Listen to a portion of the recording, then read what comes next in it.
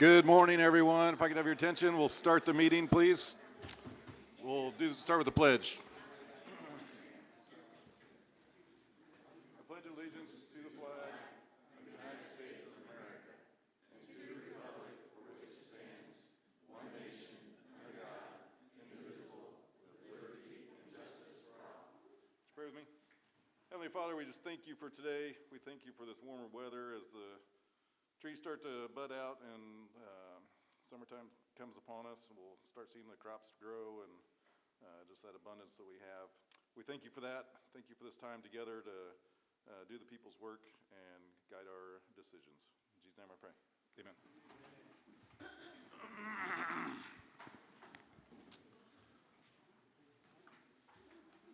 All right, first item on the agenda is the consent agenda, which is accept and acknowledge the January 14th and February 11th minutes, the same series transfer report, the cash balance report, and the annual financial report, which you should all have.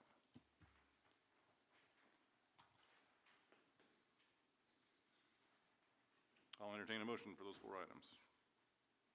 Move to approve. Second. I have a motion and a second. Is there any questions or discussion? All those in favor signify by saying aye. Aye. Any opposed? Okay. Is there any public comment on any of the agenda items? Hearing none, we'll move on to money matters, additional appropriations. Probation's up first. I just made an oops, a $250 mathematical oops, and my employee caught it and said, hey, come on now, so. $250, I know. all right. That might break us, but. It was war in the office, so. Okay, so need $250. This just is on a salary line that Correct, we need to. we are paying that correct. person correctly, Right, but we're gonna have that. the budget wasn't, Yes. okay, gotcha. Second. Got a motion and a second. Any other further discussion or questions? All those in favor signify by saying aye. Aye. Any opposed? Thank you. Thank you. Next up, commissioners. You got that, Tom? Yes. We were awarded a $450,000 grant for owner-occupied rehabilitation program. So this is to appropriate that grant. It's a reimbursable grant, so we'll have to spend and then get reimbursed. Just a point of note, we will not be spending $450,000 at once, so it'll be coming throughout as contractors are awarded to do homes for the program. There is a $50,000 local match as well. And just FYI, we are having a meeting on Thursday, March 13th, for homeowners that might be interested in this program at 3 o'clock at the library. And then for interested contractors, it's at 4 o'clock at the library as well. And we're working with Thrive West Central to administer our program. So this is an additional appropriation that will be reimbursed, right? Okay, just to be clear. So you're saying we're gonna get this $450,000 in several increments? Yes, so we will pay first the contractor, then we'll get reimbursed from Okra for that money, and it'll go into the fund. And short 50,000? Yes, we have a local match that we have to provide, so Lori and I are working on that. We may have to come back to you for an additional appropriation for that as well, if we can't find it in our own funds.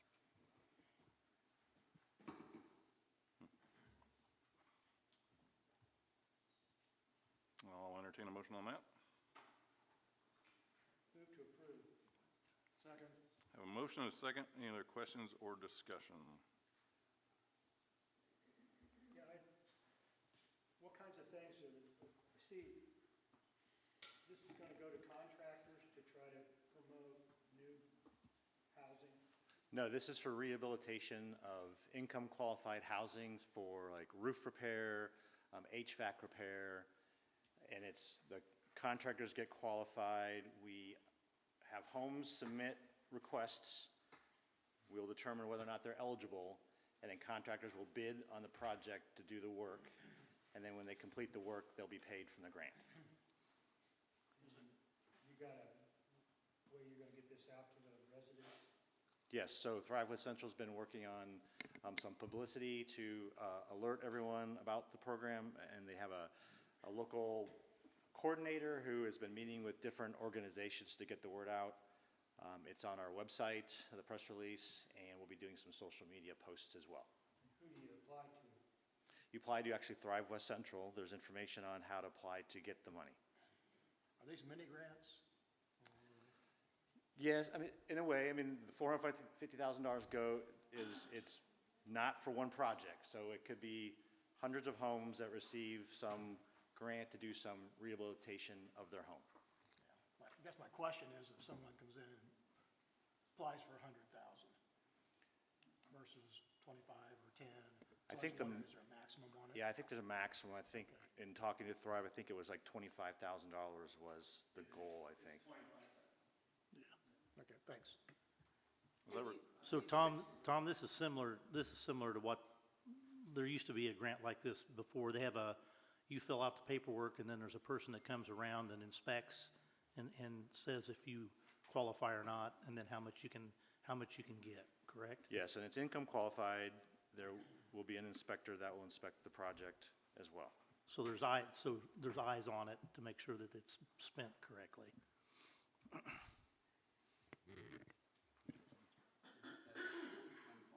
Okay.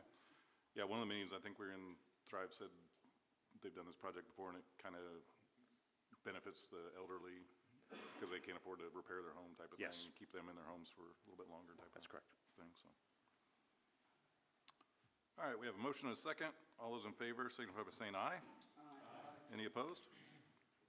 Okay. Next up, Health Department, opioid restricted fund.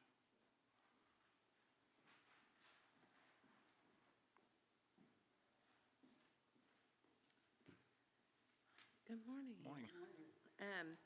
The Health Department had money returned from Pam's Promise and then also from Valley Oaks. And so this is what was returned, and we're wanting to put it in the proper line. Okay. So what will that be used for then? Exactly what it says, education and prevention, and then intervention and treatment. So give me an example of the intervention and treatment that it might go to. Andrea. I just kind of oversee the money. So we have the grant process in the fall where we present the grants Yeah. to the individuals. So we have the education, prevention, law enforcement, what's the other one? This is associated with the opioid settlement funds. Right, I understand that. And so we do have 4 specific categories that breaks it down. It's exactly like the concept, the Montgomery County Drug-Free Coalition, they just came and presented their budget to you. Same 4 breakdowns, so within those categories. And I can't tell you off the top of my head what Pam's Promise specifically had it for. I know that Valley Oaks was trying to hire a therapist to be able to work with, and then their money is coming back because they weren't able to hire someone within the allotted time, so they simply just didn't use it. They're still going to be doing it, they're still going to be partnering with us, they just had that extra money to return. So Yeah. it'll come back into these funds to be awarded later this year for 2025 grants. So, Okay. and all of that will come before the commissioners and the council for approval before that goes out this fall. Yeah. My question there, what I was interested in, mental health is a big thing, and I just wondered, if it was specifically being used for, This- treatment. This has to specifically be associated with the opioid crisis. Right. So anything that's including treatment, now it can be a dual diagnosis where that we can tap into both, but there has to be the substance abuse aspect of it. Right. Okay, good, thanks.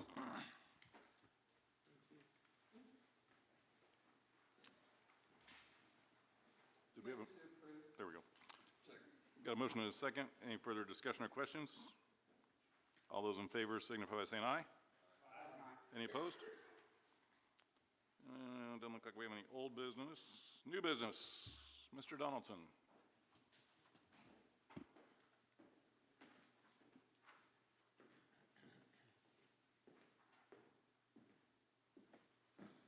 Good morning.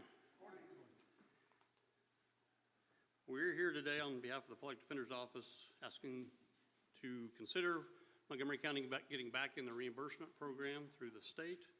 And I've got Derek Mason here, the Executive Director from the, you just changed your name, Indiana Commission on Court-Appointed Attorneys, is that right? Okay.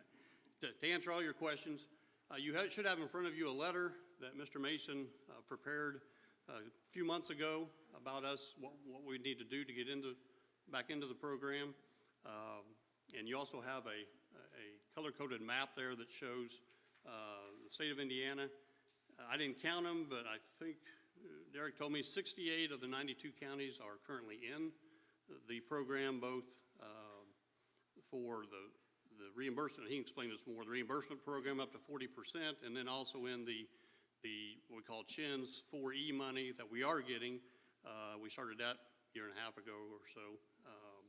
And there's 2 more counties, as I understand it, in process this year, so at least 70 out of the 92 counties by the end of this year will be in this program. So bottom line is, we think we can save, well, we're sure we can save Montgomery County money.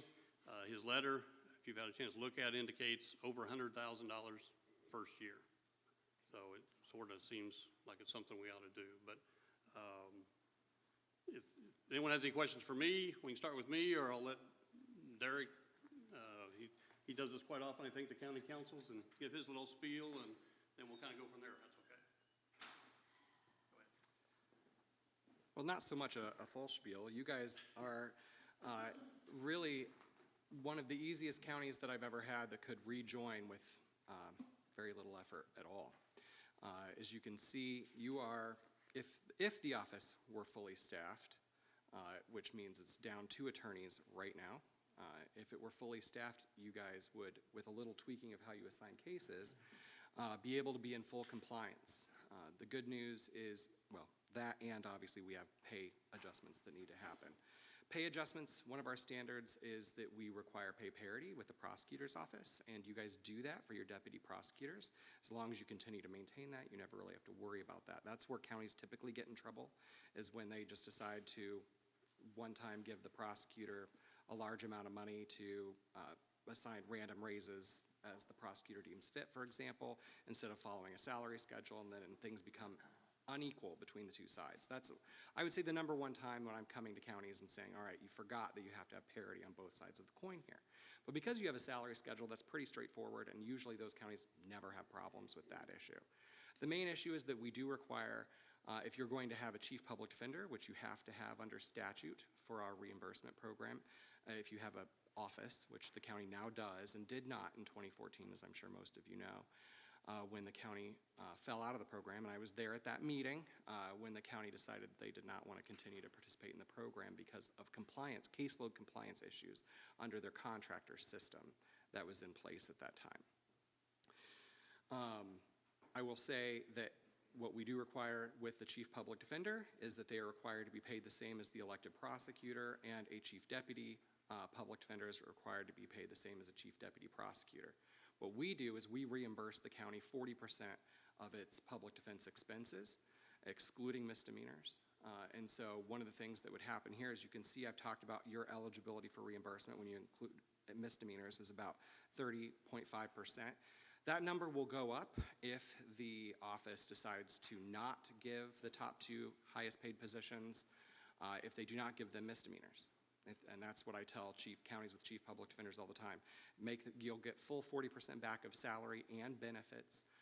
So you're talking any perf, health insurance costs, et cetera. All of that will come back to you at the full 40% for those 2 highest paid positions. There's a couple contract positions in the county that are not very highly paid. Because we don't reimburse misdemeanors, there's no caseload caps if those attorneys, those contractors only handle misdemeanors, which is a pretty simple switch. Right now they just handle a few low-level felonies. And then you would not have to give those contractors increases if you didn't want to, and they can handle as many misdemeanors as you want to give them because we're not going to be reimbursing you for those small contract amounts. And that's why you see it reflected here. That less than 40% number is because we are not able to reimburse for misdemeanors, and obviously you have misdemeanors in your county, and that is incorporated here. These are estimates that were done back in August based upon historical information because we reimburse the county every quarter, and it's always a quarter behind. Once the county sends in its expenses, we evaluate compliance and send you back your quarterly money. And so this was older information. I will say at the end of 2024, you had probably another $40,000, $50,000 in expenses that wasn't accounted here for, primarily in hourly work. You seem to have a lot of hourly expenses that were billed toward the end of the year, which isn't that surprising in many counties. So in many ways, I would say that your expenses are actually higher than reflected here, your ongoing expenses, and then that would mean your savings would actually be higher than what is reflected here as well. To take you through what we're doing here, at this time, we annualized 2 quarters of expenses, which I would say is, again, a little lower than what's actually been claimed in the 2 quarters since then that we have information for. And then we added in what was budgeted for an attorney and investigator. These budgeted numbers reflect benefits, and I know that's weird. You know, commissioners handle one thing, county council handles another, but we reimburse for benefits. So I have to add it in to be able to say how much you get back. So it may not be how much the county council would actually have to appropriate, for example, or may not be appropriating, but it is inclusive of those numbers. When we talk, again, benefits, we're talking about FICA payroll taxes, we're talking about PERF, we're talking about health insurance and any other benefits the county provides to its employees. And then to come to this total estimated annual expenses, and then the new salary and benefit cost is just related to the additional salary increases for those top 2 positions, and then the related benefit costs associated with that, because as you know, FICA, payroll taxes, and PERF are based on a percentage of salary, so that's added into that total as well. And that's why it's higher than what it would be if it was just salary. So that I can get you a net total cost to the county, and then your total reimbursement at that 30.5% rate, which again is lower than it would be if the county makes the decision to join and actually assigns misdemeanors to the contractors primarily and not to the top 2 highest paid positions. That will raise that percentage up because those top 2 highest paid positions were receiving misdemeanors, and that's one of the big things that's lowered that number. And then your savings ultimately would be around $192,000. I would see it being over $200,000 from what you are currently spending. Now, having said that, there's a couple caveats here. I will say the one big caveat is that the paragraph following that, where you are not allowed to permanently budget positions out of the County Public Defender Supplemental Fund. By statute, that fund cannot supplant, it can support, and it can supplement the public defense budget, but it cannot supplant regular routine public defense funding. And that is why our standards, which the statute says we're supposed to set standards on the usage of that fund, say that you cannot permanently budget out of that for ongoing public defender salaries and costs. It is really the county's rainy day fund. You hear all the time about roads and parks and all of the expenses associated with counties. This is really one of the only constitutionally mandated expenses that is required for a county to spend money on, because you have to provide public defense, and Indiana has decided that counties are the ones that will bear that cost. And since 1995, when we started reimbursement, and when you joined actually, for non-capital case reimbursement of that 40% rate, it's the state's effort to try to help you with that cost if you meet these standards. When we're talking about meeting these standards, I do want to say that counties that fully meet these standards do have 12% lower per capita jail populations. The children that are removed from their homes and children in need of service cases spend on average 3 weeks less time removed from their home before they are reunited with their families. And we are sending 20% fewer people to prison that are low risk. So you're sending more of your high risk, medium risk people. Your low risk people are more able to, by a rate of 20%, able to stay in the community and be productive members of your community and your society here in Montgomery County. And those benefits are actually enhanced when you have a chief public defender. Now, you might say, we have a chief public defender and we have an office. But right now, Mr. Donaldson is handling a caseload of 160% of what a full-time public defender should be handling because of the shortage that you have with those 2 attorneys that are not yet filled, those 2 positions that are not yet filled. And you also have some contractors that are not being adequately utilized or appropriately utilized under our standards either. So I am grateful that you guys have given the investigator position. It'll allow this office to be adequately staffed. Most of the attorneys, 4 of the full-time attorneys would be able to be adequately staffed by the amount of support staff you've given that office, which is great. That allows them to handle 20 to 30% more caseload than what a normal full-time person could handle because they have support staff provided by the county. And that helps you need less attorneys, and ultimately those support staff positions are cheaper than attorneys, and overall that saves money and gives them the resources they need. So I do applaud you on the efforts you've done that. This letter is slightly out of date. The other caveat I want to say, how we say you have to take that full-time position and eventually budget for it here out of the regular county budget. So that would reduce the savings, obviously, if you're going to push that over. So you take maybe $200,000 in savings, you have to reduce that by the salary of $75,000, so you're down to about $125,000 in savings because you would no longer be able to budget out of the supplemental fund. We do reimburse you everything you spend out of the supplemental fund, so anything you do spend out of that for your rainy day fund, because it is constitutionally required to provide public defense. So when you don't have the money for some reason and you have a Delphi case, you can tap that fund as much as you need to for the life of that case. That is one of the points of that fund. Obviously, it's not going to be enough for a Delphi case. And I will tell you, Carroll County is very grateful to have been part of the commission, because when you have us, we are viewed by a lot of counties that it actually costs more money to join. Most counties can't say they can save money, but they join anyway because we are an insurance program. And we do have benefits in other places in your community, as I mentioned earlier.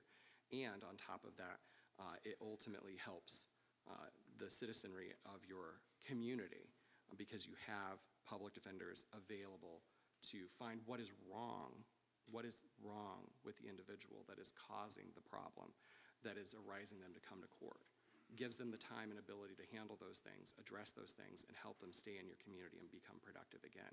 When you're just burning through cases and sitting in the courtroom and you don't have the time to give your clients because you are overburdened beyond what you can handle under our caseloads, then decisions are made poorly. The court is not informed. The only person in the entire process that is able to have a client confidential relationship where that person can open up about their needs and wants and issues and struggles is with their attorney. And so that is a sacred, sacrosanct relationship, and they need to be able to have the time to effectively have that relationship with their clients. And unfortunately, without these caseload standards, a lot of counties and a lot of attorneys aren't able to do that. I just spoke to someone today who was supposed to be 20% of a full-time person, was handling 200 to 300 cases back in the early 90s in Marion County while they were still trying to get into compliance with our standards. And that's not something you can effectively really do great with and really make great change. So I think you're on the right track. When I was here in 2014 and 2015, when the county decided to not participate any longer, it was pretty obvious you guys needed to, do that paperclip somewhere, pretty obvious you guys needed to do something different. The contract system didn't seem like it was going to continue to be working very well, and I know you guys went through some struggles and eventually came up with the office system on your own without our help, and it seems like it's set up fairly well, and that's why I think it's pretty straightforward to save money here. So I want to answer your questions about the program. I want to answer your questions about the analysis, anything I can do to help make you understand what it is that's been presented before you today. You already do have a public defender board as well, and so all that would need to happen for you to be able to rejoin is they need to pass a new comprehensive plan on how the county's going to provide public defense with our support to help outline that. Basically say we have an office, we have a chief public defender, and we'll abide by all these standards. And then that's filed with us, and then you guys, once you have the raises in place, you can join. You don't have to have the 2 new attorneys in place to be able to join because we do compliance on a rolling 4-quarter basis.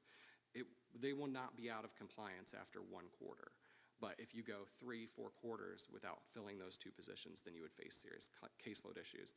And then we would be sending a letter to the council saying, hey, you have problems with your compliance. We're giving you 90 days to let us know what your plan is to fix that, and we'll continue to reimburse you during that time. Unless it's really egregious and the county's not doing anything about it, they can suspend payments. But our goal is always to keep a county. Our goal is always to work with a county through its struggles and try to help you figure out ways to accomplish and achieve change and compliance. You're the only county that's dropped out since 2014. of the program. So other than that, it's pretty straightforward. You just start at the beginning of a quarter because we reimburse quarterly. So you could start July 1st and start getting your reimbursements going and flowing as early as July 1st if you wanted to. It's really up to the county. Is it fair to say there's several counties not in compliance just based on the shortage of attorneys at this point in time? So I would not, no, not really. We've done a really good job. The main thing about filling positions when counties say that they can't fill them, typically it just means they have to pay more.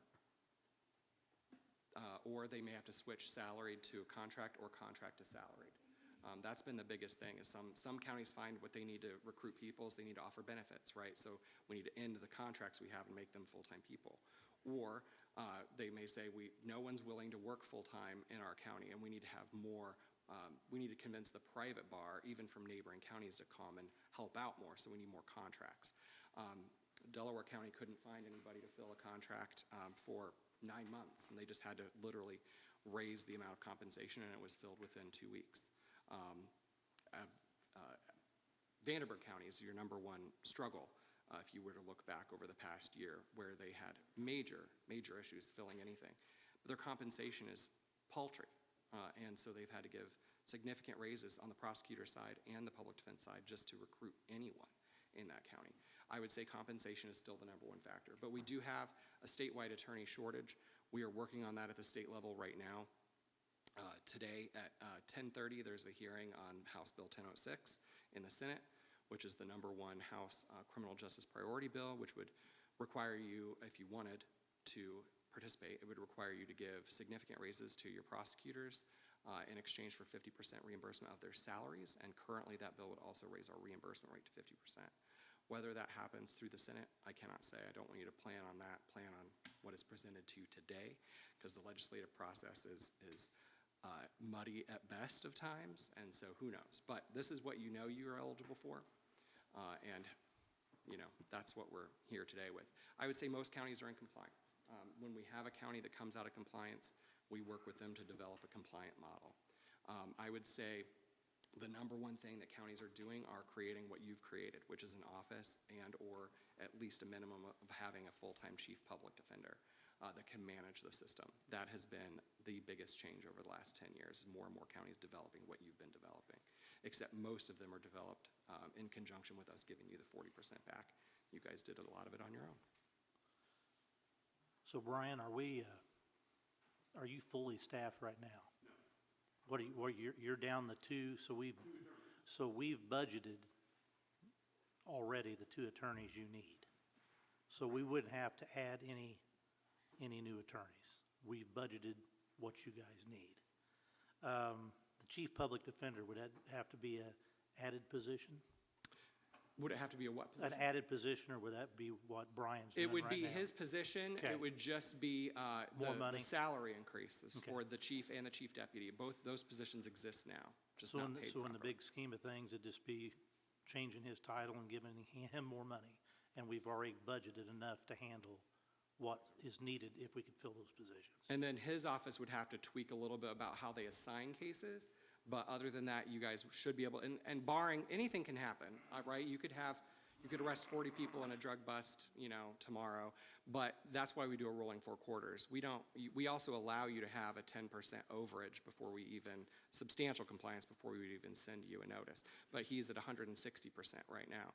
And so those 2 attorney positions that are budgeted would have to be filled eventually for you to be able to be in compliance. And I don't think that one attorney position's ever been filled, right? It was budgeted. Never been 5. You gave me that. Yeah. You gave me that position last year. We never been able to fill it again. And you're only at 160? You could handle 180, couldn't you? Huh? While managing the And office. the more likely that it is the county's gonna get sued because, when you keep those caseloads up that high. Right. And adjusting them around, you feel confident misdemeanors going to the other people, that would keep us in compliance? Yeah, you can give them, obviously you have to have attorneys willing to do the work at the rate you're paying them. That's the private industry itself. If you can pay them whatever as long as they only do misdemeanors, the market will sustain whatever it will sustain what you want to pay them and how many cases you give them.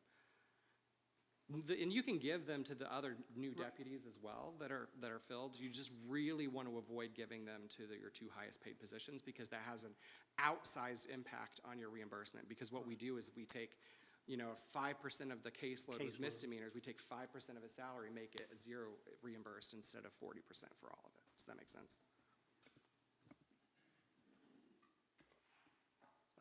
Thank you. Do you share your analysis? I mean, you have kind of a high level here, but, Yeah. okay. I certainly can. So it's done a little differently than I normally do, because we already have all of your expenses. So when we talk about what we're reimbursing, we're talking about included in these expenses, the building's rent, utilities. We're talking about hourly expenses that are incurred. And so the analysis is pretty straightforward. I mean, it's just what have you spent in the last 4 quarters, plus what have you budgeted for that was not included in those I'd like to see your numbers. analysis on caseloads Yeah. and things. Oh, yeah, sure. Oh, yeah, sure. that's easy.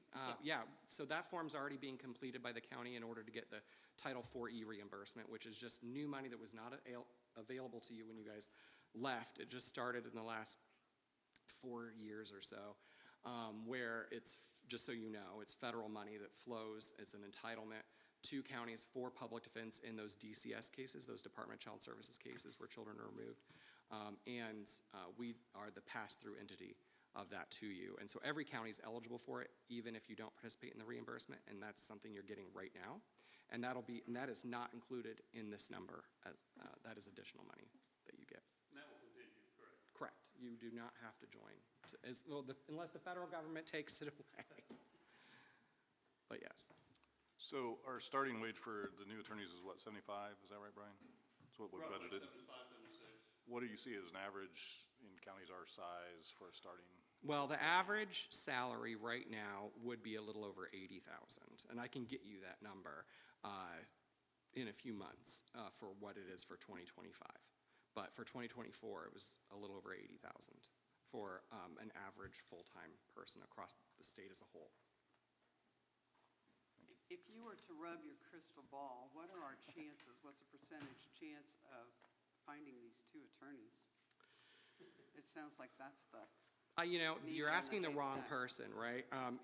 Part of the problem, I want to say this, is when you're operating at 160% of a caseload, people don't want to stay, right? And you lost 2 people. And then you were able to fill one of those positions because it was more highly compensated, in my opinion, which is your chief deputy position. But you lost 2 people because they're operating at such a high level caseload.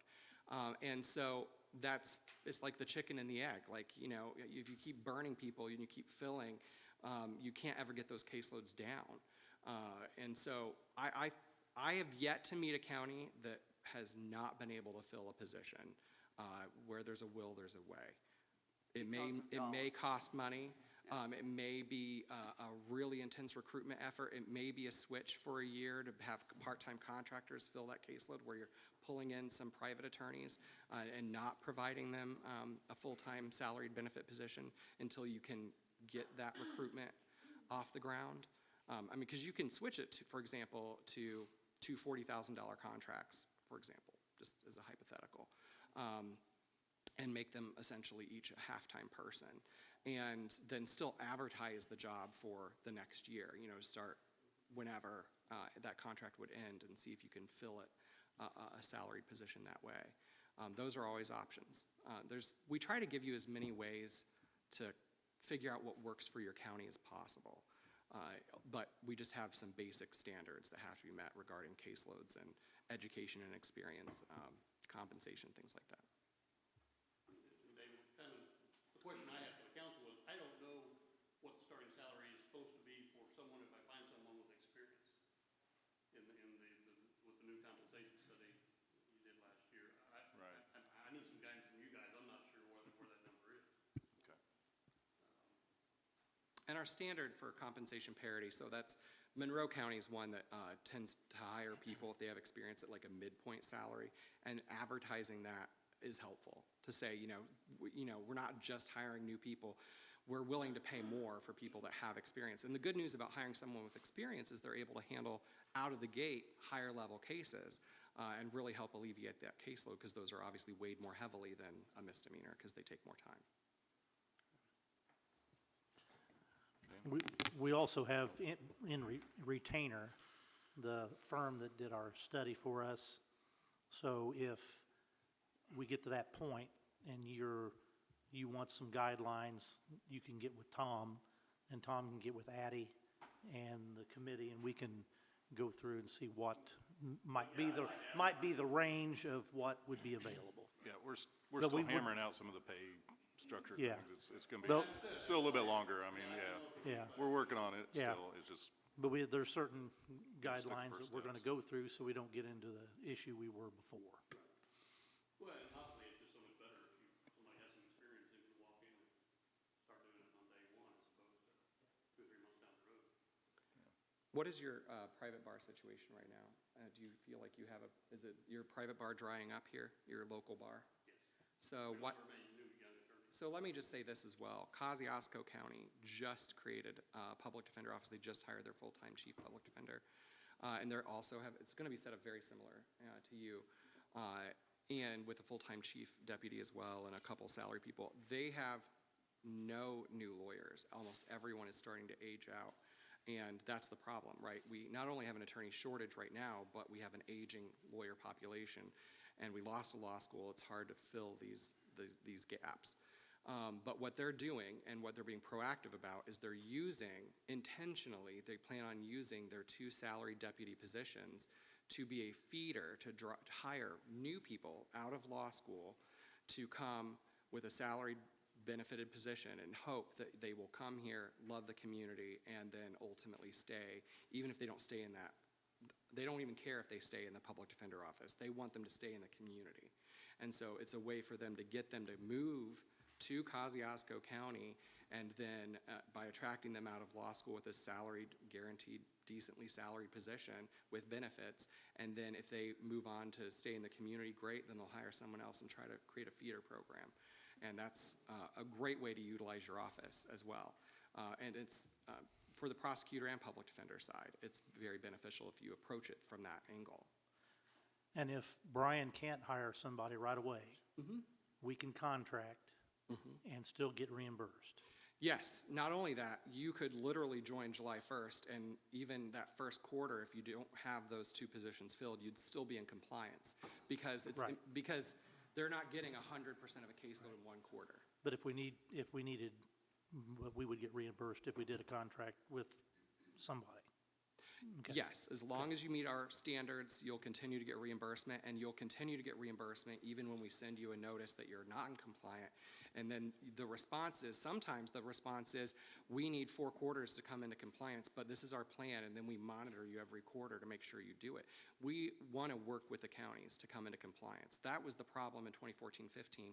The county was, at that point in time, not spending very much, which is why it was blowing up, and the contractors were leaving and not filling those positions. And at the point of 40% reimbursement, they were just like, it wasn't worth it, until the county apparently realized it needed to do something different. We lost contractors, had to have 4 contractors and couldn't do the caseloads. Right.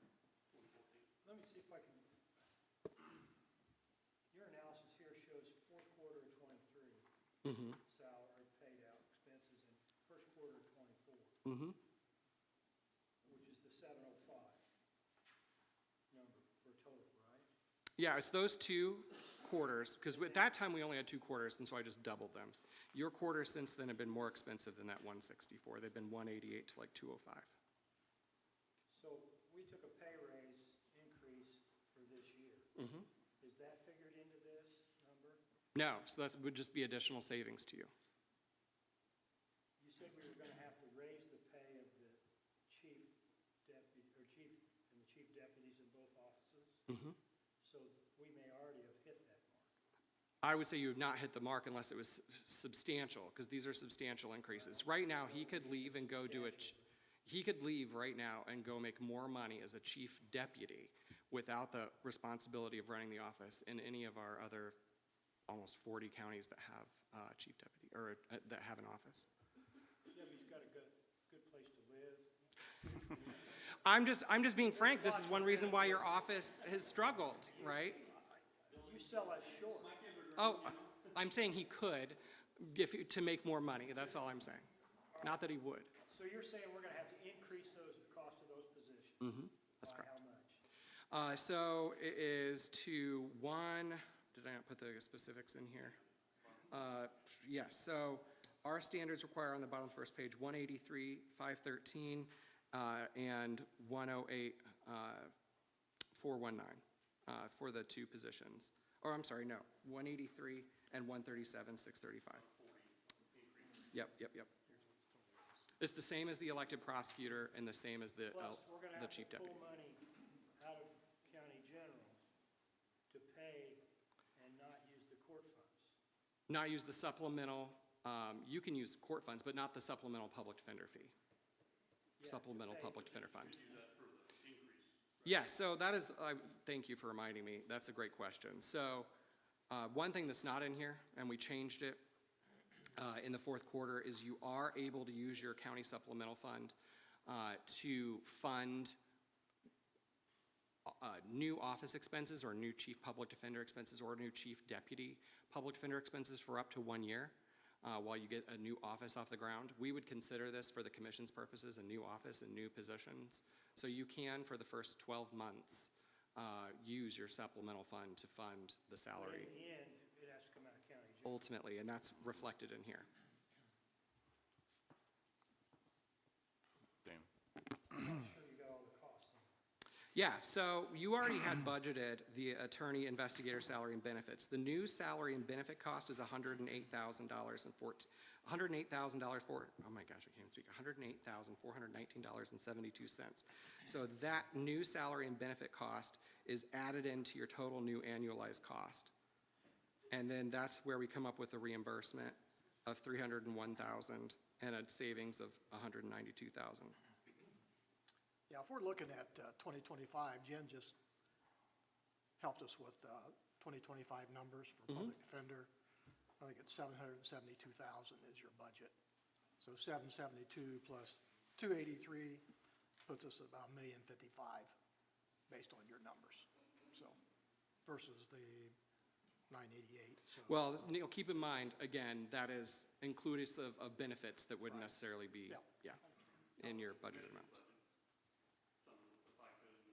And our, And you're right, saying immediately if we pull the misdemeanor load off of the top two positions mhm. and put them in the others or contracted, that we go to 40%. You wouldn't go to 40%, but it'd be higher than the 30.5. You can never get to 40 if we are still statutorily prohibited from reimbursing misdemeanors, as long as you have misdemeanors, and you'll always have misdemeanors. But the impact right now is outsized by reducing you from 40 to basically 30%, because the highest paid positions that are currently still the highest paid positions are receiving a fair number of misdemeanors, and that is having an outsized impact on that level of reimbursement. So it might go from 30 to 33 or 30 to 35, which is not reflected in this number here. That'd be additional savings to you. So what percentage does both of these counties get? It really varies. It depends. So, for example, if a county wants to make their chief public defender do all misdemeanors, that's the county's choice. We just tell them they shouldn't, because that's a wasteful. But I can get you an average. But it'll be a little, I'll have to take some counties out that, like Lake County, all of their city courts handle all their misdemeanors, so their misdemeanor cost, they get 39.9% back, because we only fund counties, we don't fund city courts. And so they don't handle misdemeanors in their county system, generally. They'll get a couple a year. I mean, right now, because we only have 3 attorneys, we have 1 attorney who, that's pretty much all she does is misdemeanors, and I have 2 part-time contract attorneys in Superior Court too, and Judge Petrie's court, he's here, he can talk about it, but that's all, pretty much all they do at this point. So their salaries would not be reimbursed, correct? It's so the contractors or your deputies? Both, the 2 The contractors. the contractors would, yes, they should not receive any felonies so that they can go over their caseloads, because you pay them so little that if we gave them their full-time equivalent caseload, they'd be way out of compliance. And that's okay if they only handle misdemeanors. So if you suck those away and make the felonies go to the other individuals, then that'll raise their reimbursement and lower the contractor's reimbursement, and you'll save more money. But yeah, that's factored into this 30.5 is however you've been assigning them now. For the counties that are not in the program, not involved in the program, is it the inability to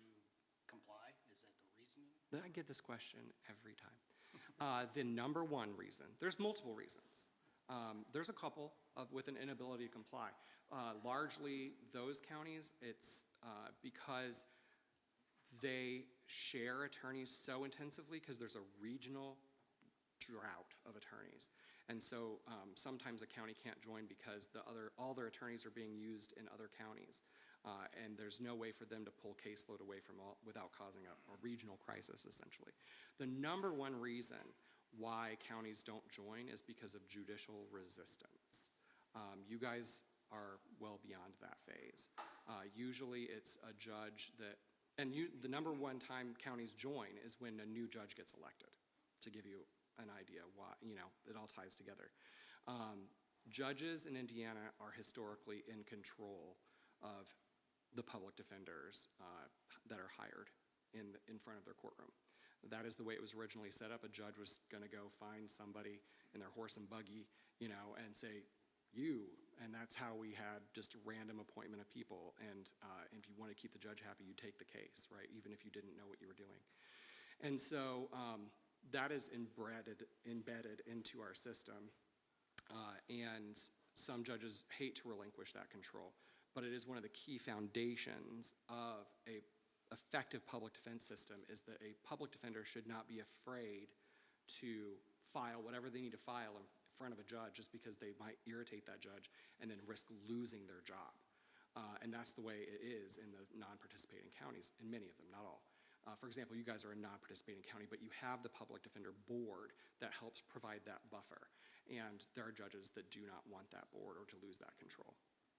That is the number one reason why counties are hesitant to join. Can I ask you, I want to ask you about the parity. So Yeah. I find that interesting. The council does not determine what the prosecutor makes. Correct. State determines that. Correct. So has there, and again, what they're really saying is to get reimbursement from the state, you have to pay the deputy prosecutor or the chief public defender, saying it's prosecutor. So Correct. So it looks like that's the state's kind of official position then, parity, right? So why doesn't the state just pay Mr. Donaldson? We argue that regularly. Okay. That would make more sense because it seems like an imposition and it removes local control to get the match. But this council didn't decide what to pay that prosecutor Right. at all. Correct. That's just an imposition by the state also, but. You're 100% Okay, right. could you take that back to the state? Oh, I Did have. somebody ask you? I would say the House is receptive to that. The Senate is not. Because that's the deal they're making with you. They're trying to get you where the state doesn't want to pay our chief public defender, but they want to tell you what to pay the chief public defender, and we never like that. But it seems to me that if the state wants that, then they ought to pay for it. We would still have to pay for all the deputies and all the staff, just like the courts, but you see, that just seems odd to me. It is a different beast in a way too, though. Yes, I would agree with you. Prosecution has historically been outsized funded in Indiana versus defense, and that's a historical problem that we continually try to rectify. Because that reflects an argument that the defense is not as important as the prosecution, right? Mm-hmm. So I get the parity argument. I just don't understand why it falls upon locals. Right. You see, that's the part that is concerning. I get it, and let me just say, remind you that it's, the way it's handled right now is, yes, you have some completely state-paid positions on the prosecutorial side, right? Just completely state-paid. Sometimes you give a stipend, things like that, but generally they're completely state-paid. And then on the public defense side of things, you actually get nothing fully state-paid, but you get 40% of all of your expenses. So, you could build a new building, and you would be eligible for reimbursement. Right, no, I understand. But as far as funding goes, it is an interesting, some counties, actually receive a lot more in the public defense side than they get from the prosecution side, and some counties, it's the other way. But I understand 100% what you're saying, and that's something we argue regularly. Well, but in rural counties like ours, I doubt that the public defender receives more than the prosecutor, is that right? I mean, in counties like this, the judges and the judge in Vermillion County is paid the same as the judge in Marion County. Correct. So prosecutors the same. And those are very different situations, very different caseloads. Yes. And I'm not picking on Vermillion County, but they're close, so I'll pick on them. So your map that shows counties receiving 40%, do those green counties, are their chief public defender paid the same as prosecutor in all those counties? No, only if they have an office. If they establish an office by statute, you have to have a chief public defender. Okay, and do you know in how many counties the chief public defender is paid the same as the prosecutor? All of them in ours, and I don't have the information on any counties that don't participate or haven't asked for any analysis. So I know, for example, Porter County has an office that does not pay But I the mean, same. not all the green counties have that parity, right? All green counties have parity. If they have a chief public defender, they all pay that rate. But not all of them have a chief public defender. Okay, but not Park County, Vermillion County, Fountain County, Yeah, they do. They have a Warren? regional chief public defender. right? But I mean, is that person paid the same as prosecutor? Yes. A regional person for multiple counties? They can also, let me also answer you this. They can also be paid as a part-time chief public defender. You can have a part-time chief public defender, and that is allowed as well. But they're still paid on the same scale as a part-time elected prosecutor, so 60 or 66% of that salary. But then they're only able to handle 60 or 66% of a full-time caseload because they're part-time. And that wouldn't work for you unless you hire more attorneys. But yes, they are paid the same as I believe in that situation, the same as a part-time chief public defender. I believe he's part-time. Yeah. When your salary study, you looked at these other counties, you know that not all of the people around us are paid the same as the prosecutor. You know that. I just thought I wouldn't want you to think that that's what that means. I understand what you're saying, but that's not what that means about that position. Well, I like your parity argument. As an attorney, I like your parity argument. I just think the state has an odd way of furthering it. They do. I wish they would just, if that's what they want to do, and I think that's a good point, I don't understand why they just don't pay it. Because what the message they're sending is the prosecution is more important. Well, I will tell you that they don't like paying for the prosecutors. And especially in all the counties that have one. There's many legislators that don't think every county should have one. But you're in a constitutional quandary there for them, not for most people.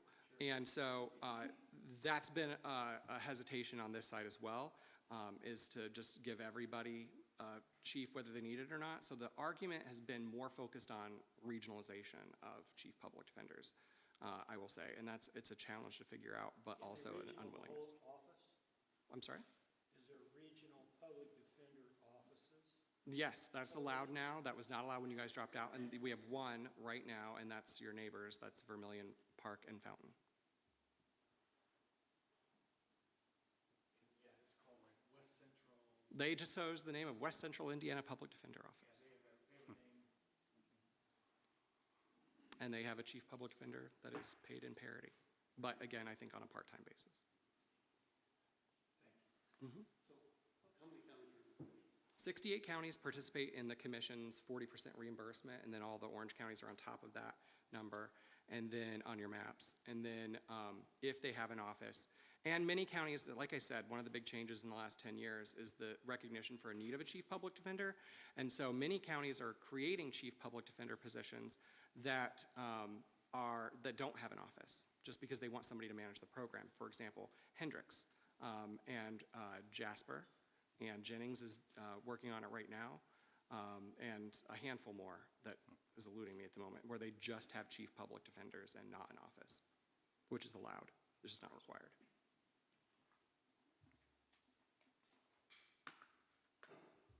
And just so you know, there are two of my board members here, PD local board. They're in support, willing to speak, and two of our local judges, two of the three judges are here also. It's my understanding they're in full support, would be happy to speak if the council was here. So we don't have the judicial concern there. That's good. So I think it's something we need to take under advisement, in my opinion, make sure we get the numbers right, take a look at the effects the raises are gonna have down the line, and then figure out, with the new positions, figure out a way to help Brian get those positions filled, so.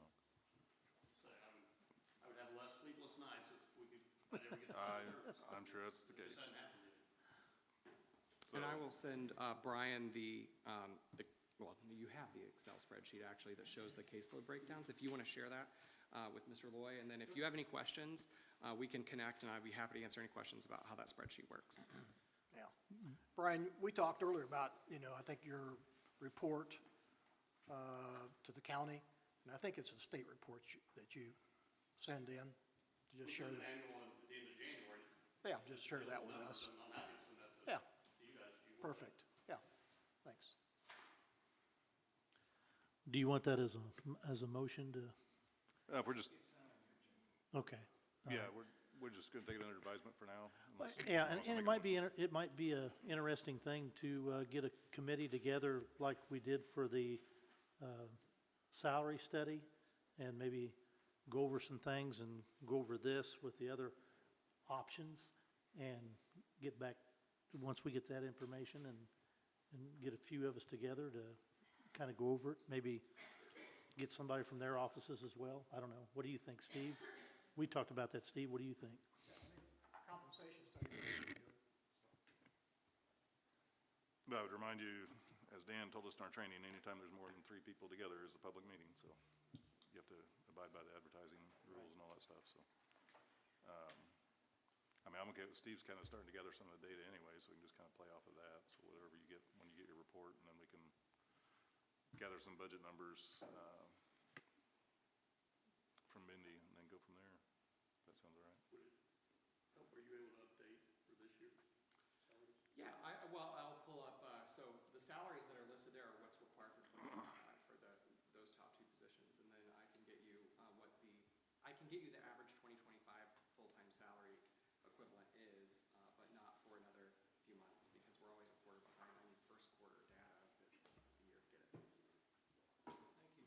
Okay, thank you. Go ahead. Oh, yeah, if you want to.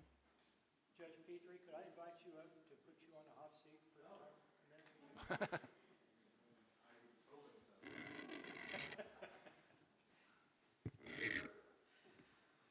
We had broached this subject, you and I have talked about this in the past. Just 2 of us, wasn't public. And I guess I want your opinion of what you think this program is. And then I didn't know anything about regional offices.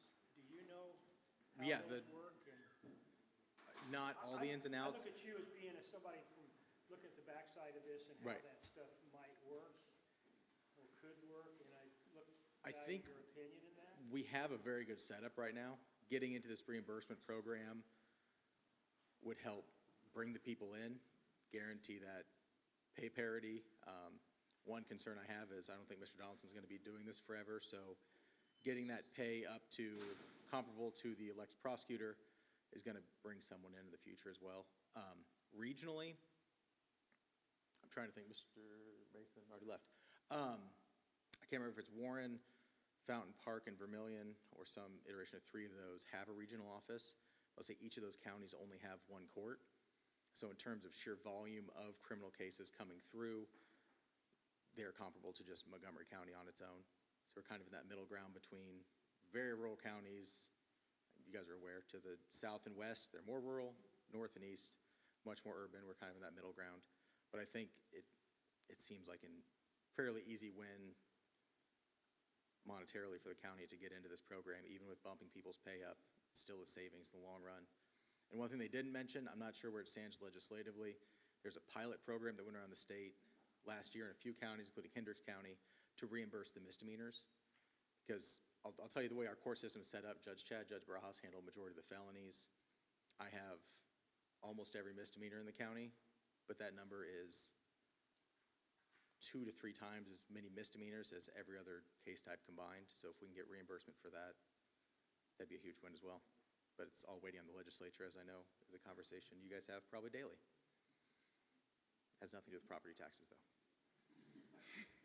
Was I not supposed to say that? Any questions for Yeah, any questions? Judge Petrie? And I will say, and Judge Bras is here as well, that 2 of us and Judge Chad are fully supportive. Said there was judicial concerns in other counties. That doesn't exist here. We're very much on board with this happening for our PD board and for Brian. Appreciate you taking the time. Thank you. All right, next up, Sandra.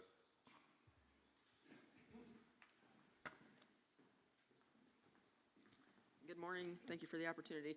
I just have two requests that I'd like to make. One is simply splitting a line item in my payroll budget.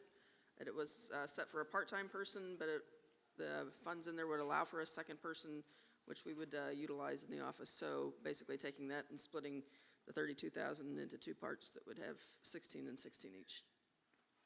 The second request comes out of my perpetuation fund, which I've learned a little bit more about since I last spoke to you, and that fund has some very specific uses for it according to the Indiana Code.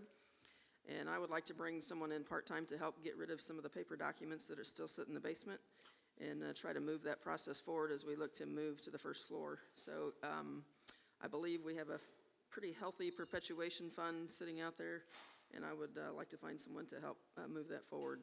And then in addition to that, just kind of an update, some of the funds you guys released from that in the budget already, we're looking to use those for a portal where we can digitize all of our documents.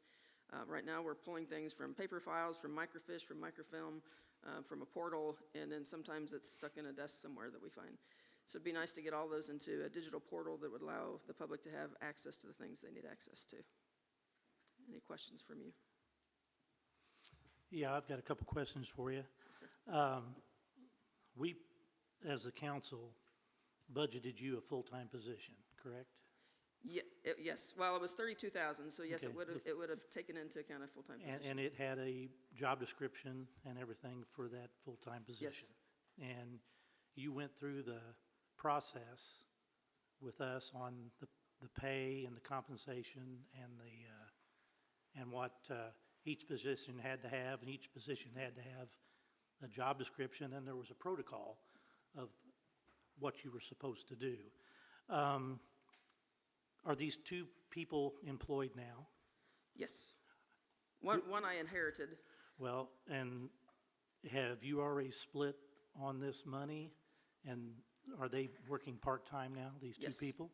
Yes. On this full-time position? Yes. Money? Who gave you permission to do that? I'm guessing no one gave me permission. So you just circumvented what we spent a year doing to keep from having the same thing happen again. Gary told me, I talked to Gary when we started this, he said they're going to come in, somebody's going to do something, and they're going to try to go around the protocol.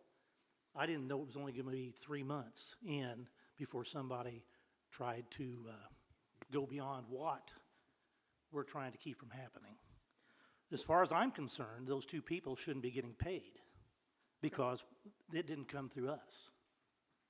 I respect that. No, and the thing about it is, you've got to realize, you're pleading stupidity and begging for forgiveness now because you did what you did. You knew you were supposed to go to Tom, and then it was going to go to Addie and Kent. There needed to be job descriptions, and just because you want them to get 16,000, that doesn't mean that's what part-time people get. There's a line for part-time people. There's,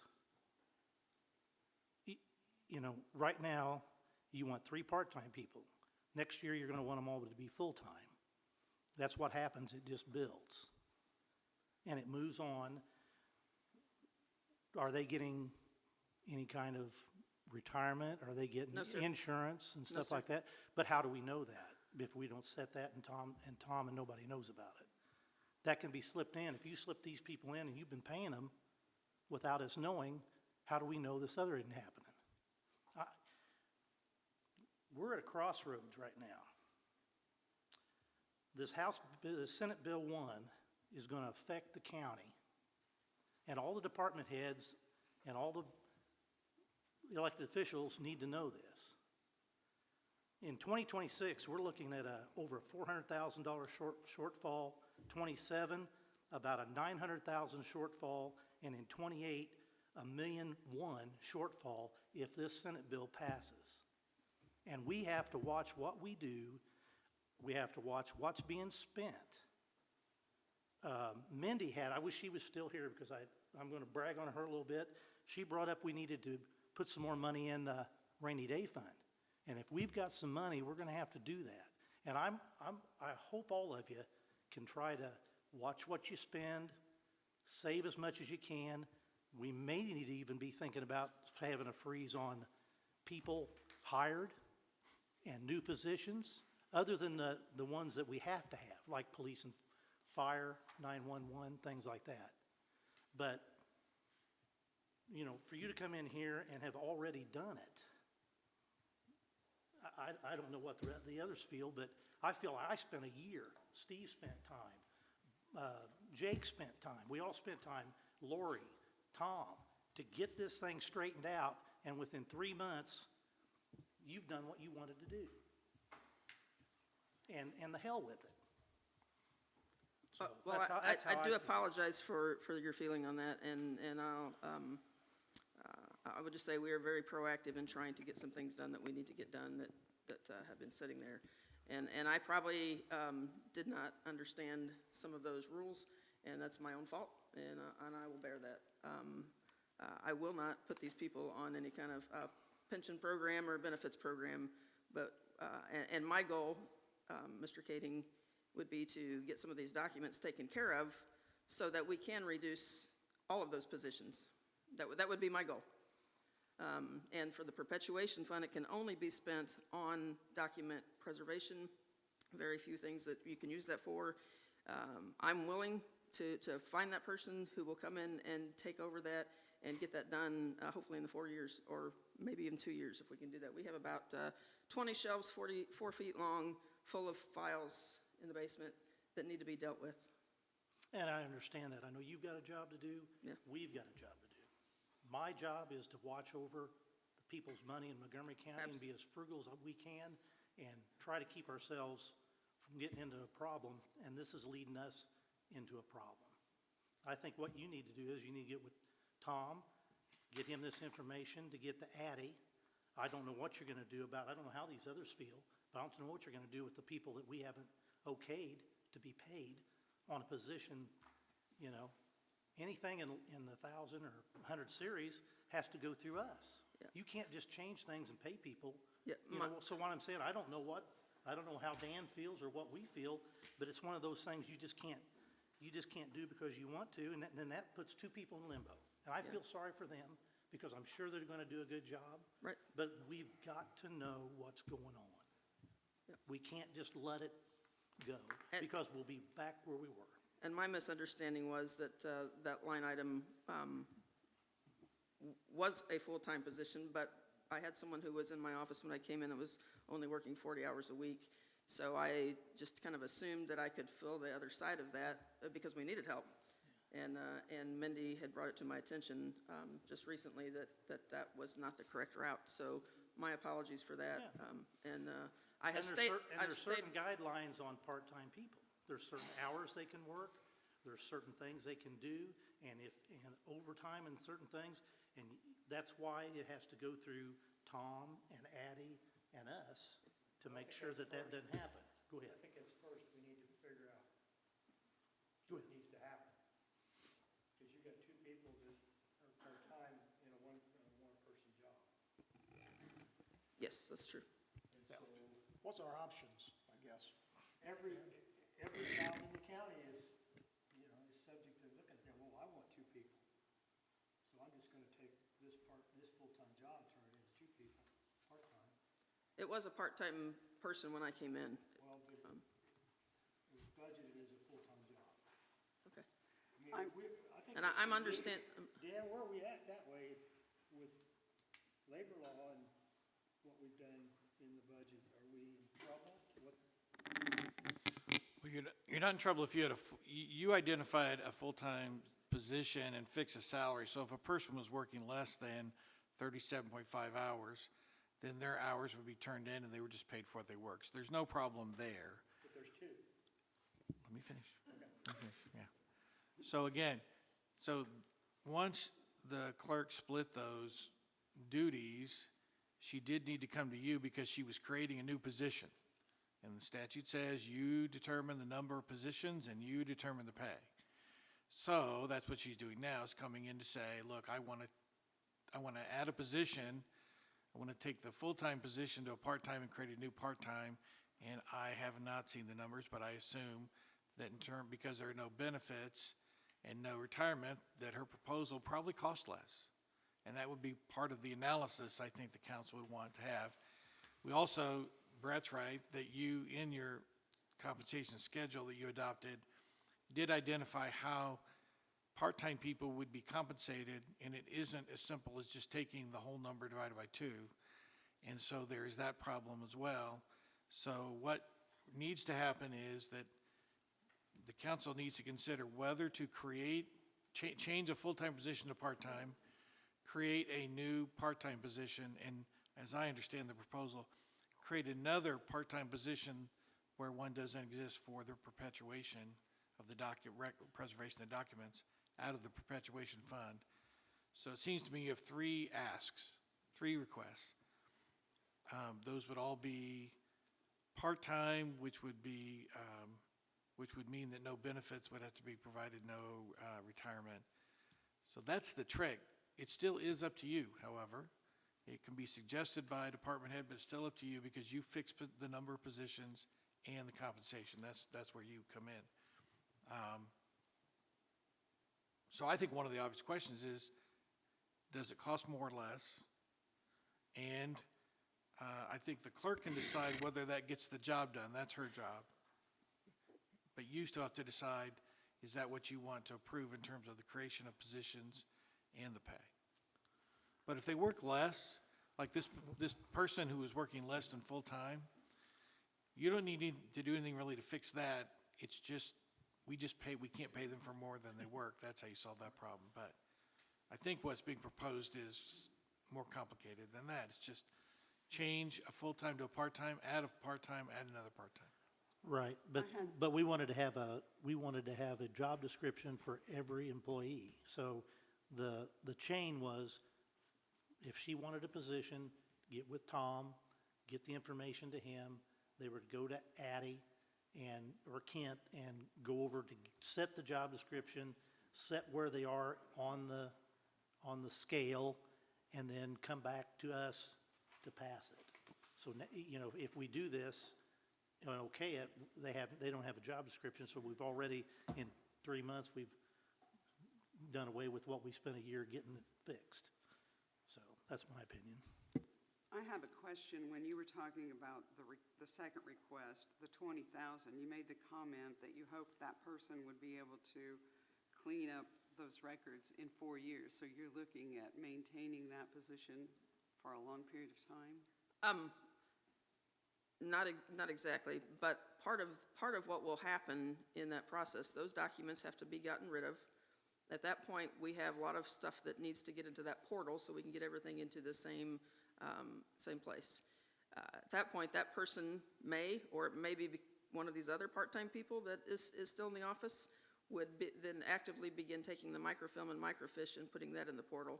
And all of my girls are actually doing these tasks now when they have downtime. We just have a lot of stuff that has accumulated. And I would love to be able to knock that off the clerk's plate for whoever the next clerk is. That would be my goal, and I realize I've probably been a little unconventional in coming in. I have discussed with Tom issues with some of the job descriptions that I inherited, and I need to get with him again and try to fix some of those. So we will endeavor to do that. And if you'd prefer, I'd take a full-time person, but my thought was exactly what Mr. Taylor described, was keep them at part-time, don't provide benefits for those folks, and that would actually help the county out in the long run. And if we can get these documents taken care of, I think the whole county would have a benefit to that. So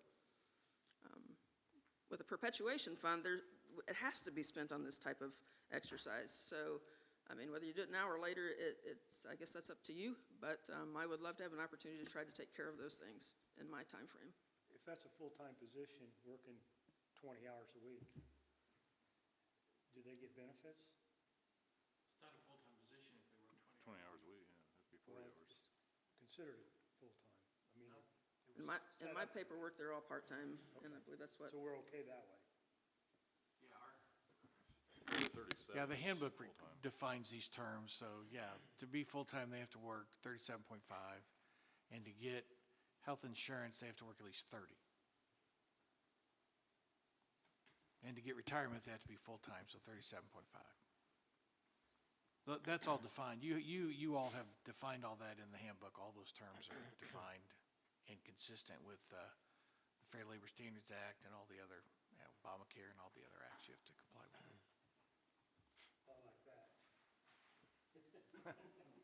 Um, I understand you come in and had a heck of a load to lift, and done a great job. Thank you. Chief Point Con. Appreciate your efforts. I think we gotta figure out a plan or something to work this out. Get it. So we are actively trying to find ways to save the county money. And I will do everything I can to do that as a business owner. That is at my heart. And there are other things I'd love to talk to you guys about in ways we could save money. So when we get to that point, I'd be happy to do that.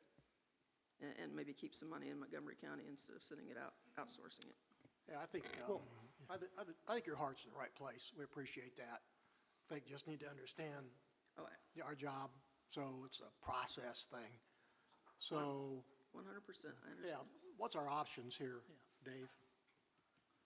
As we think Well, about our it. options are to either vote on it as is or table it till next month till we can sort out because the new perpetuation one would need a job description, correct? Or is that already, or is there a records clerk in there for that, in the job descriptions? Because didn't that used to be a position, I thought, at one time? Yeah, we'll need to check the job description to see if it's in there. If it's not, we can work on it. We'll get it added. So, and then, I guess same for the other two, since we're creating two part-times. I guess I'm not understanding why it needs a new job description if you're just doing two part-time people doing the same job. I mean, It's just a reclassification of the job description, most likely, I would think. okay. Right. We are going to be working on some of our job descriptions. Tom and I have talked about that. And, I definitely think there's some changes we need to make, but I wasn't really in a position to do that early on. Right. And that's good too. And I know that if you get it to Addie, then we can get it done. I just want to make sure that each one has a job description, even if we make one that works. You know what I'm saying? We can do that too. I understand what you're saying. And I understand where you're coming from. But I want you to, No, you're and fine. if you can save us Yeah. money by part-time people without benefits, that's great. That's super, you know?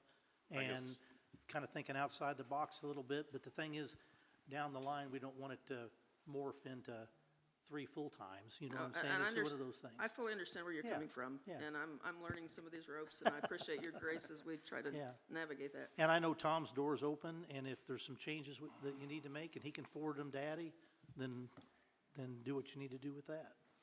We just need to keep it consistent. Sure. And Tom's been very helpful so far, so. Go ahead, Dan. Yeah, I think the council could, if you're so inclined, you could approve the change of the full-time to a part-time and the creation of a new part-time with the same duties. That change in job description is very simply the words full-time to part-time and changing the rate of pay. I think you could do that. I think for the new position, for the records perpetuation, you probably would need something in there. May need to come back next month for that, but could probably get that taken care of. But I do think that the split is really not a new position. It's really just splitting the position. So that part of the job description, it seems to me, would be fine, and then you need to determine the pay. If that requires more study, you study it more. If not, then I think you could act on that when you're ready. So, you're saying go ahead and approve the position and figure out the pay next month, or what?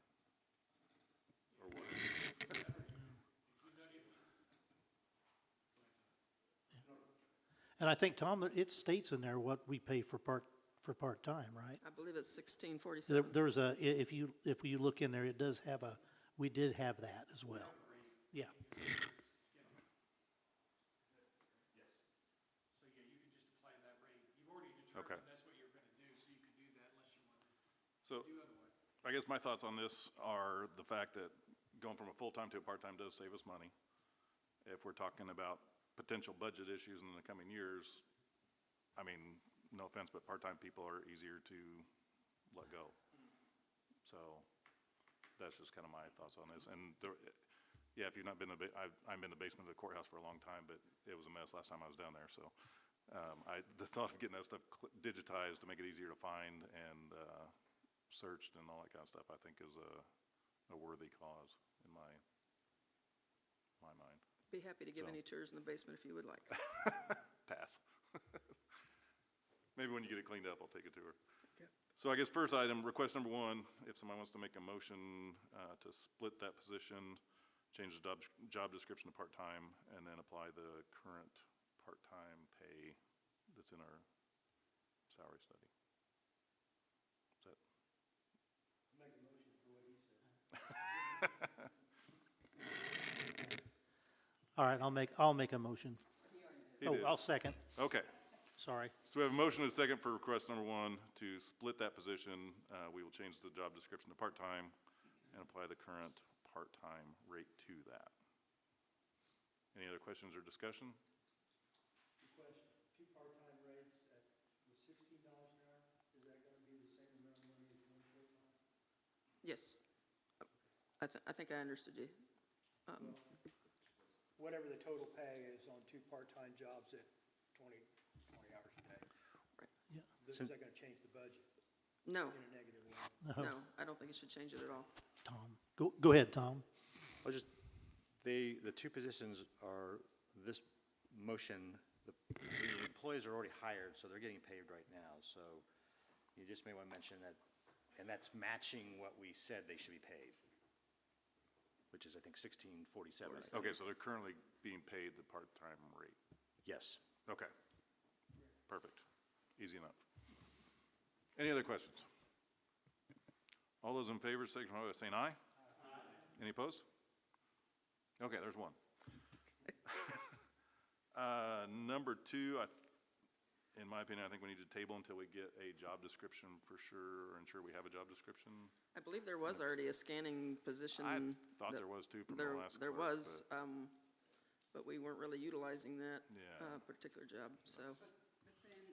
But then again, we get into the part-time pay. That's what I was gonna Oh, say, okay, thank because you. she asked for 20,000, and if we're only paying, part-time, then that would be over the part-time limit. Yeah. So I can bump that down. I kind of just guesstimated, and you're right. That's probably a little high. And to be honest, I don't think my part-time person is going to work 20,000 worth, or maybe even 16,000 worth at this point. But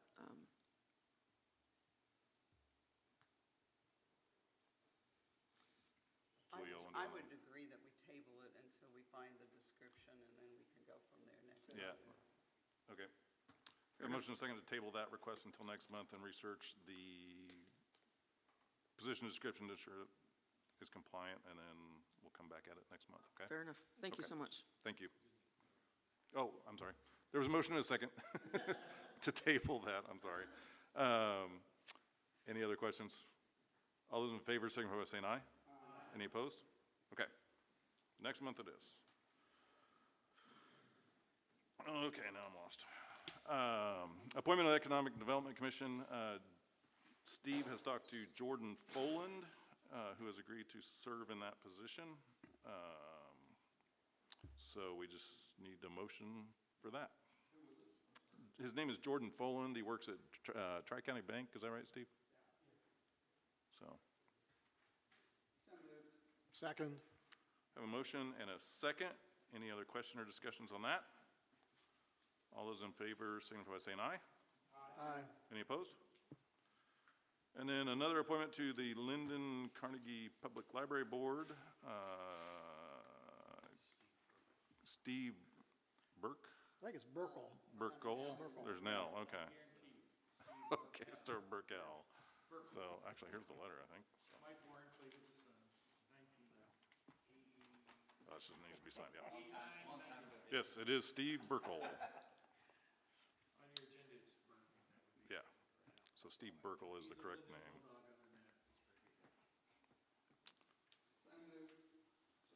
Have a motion and a second. Any questions or discussions on that? All those in favor signify by saying aye. Any opposed? And Mindy, you're not Mindy? No, I'm not. Jennifer, you're up. Yeah, Mindy gives her apologies. She had a 10 o'clock appointment with the State Board of Accounts. They're starting our next audit, so yippee, yippee. So she just asked me if I would go over this. I just have to find it so I can get it displayed.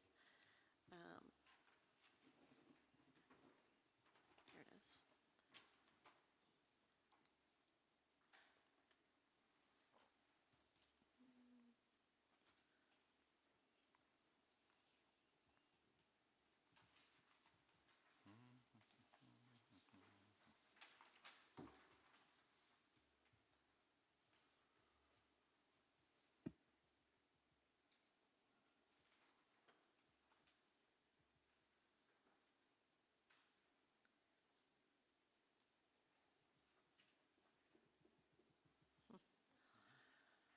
Okay.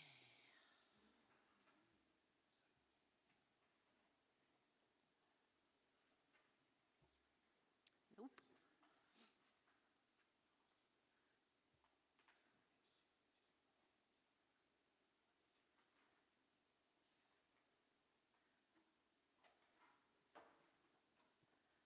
All right, so it's what y'all are used to seeing here on the fourth quarter. Okay, yeah, I skipped ahead. I don't have a copy of it here, I don't think. Let's see. Nope, I do. All right. So yeah, the first line is looking at the amount of property tax that we did receive over the course of 2024. And property taxes come in twice a year. That's why it only shows up in the green and the purple. We get those in second quarter and fourth quarter. So as you can see, general fund, we were a little under what we anticipated getting. This is, the hash mark is based on the levy for each of these funds, and we never get our whole levy. Every year, there's between $1.5 and $3 million of unpaid property taxes. So it would be kind of a miracle if we ever did see that we get all of our levy. This last year, there was over $3 million of unpaid property taxes. So, at the time that we settled. So, but it doesn't accumulate. It's not 3 million last year, it's gonna be 3 million this year, so it's 6 million this year. Hopefully not. Hopefully people will eventually pay their taxes. Now, like I said, it's whether or not people, but historically, no, it does not accumulate. Yeah, we get that. Whenever we issue bonds, we have that information in there, and it does not accumulate. People pay late. We have tax sales. We collect taxes. Yep. So we collect almost all of our taxes eventually, if you took a 3-year window, 5-year window. But if some people pay late, so you always have this at the end of the year. If we lost $3 million every year, you all would know about it. Yeah.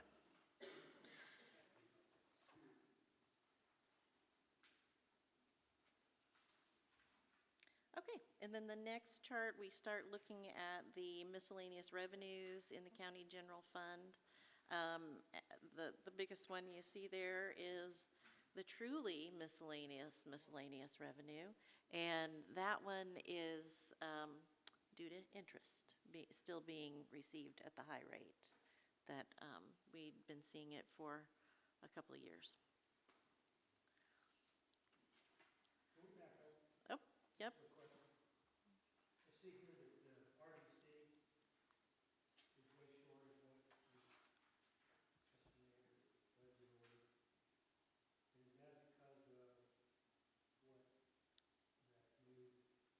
what that new property tax deduction did to us? No, that was just Nucor, that knew.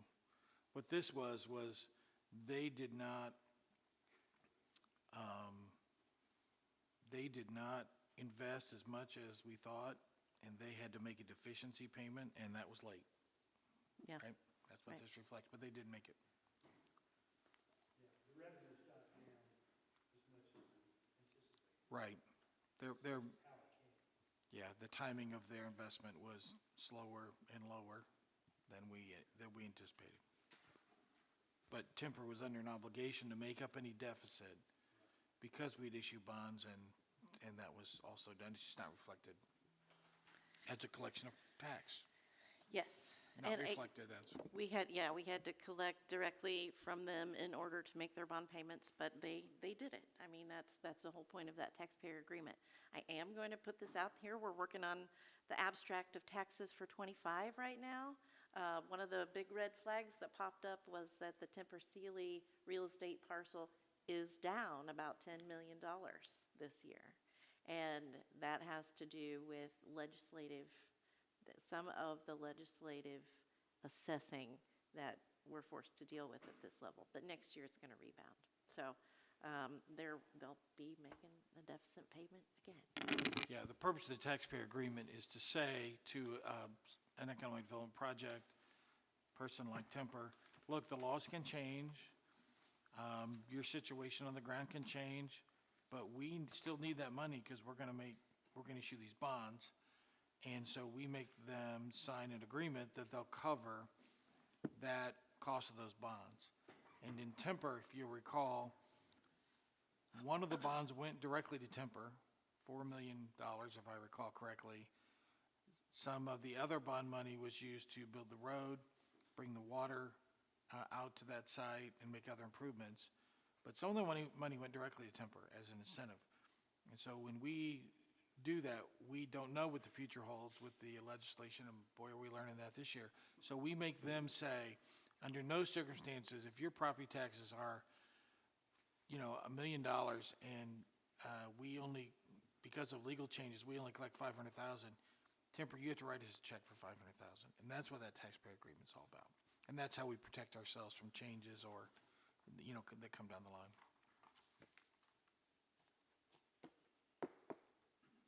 Any other questions on that one? All righty, so next we start looking at the miscellaneous revenue. I think I already covered that.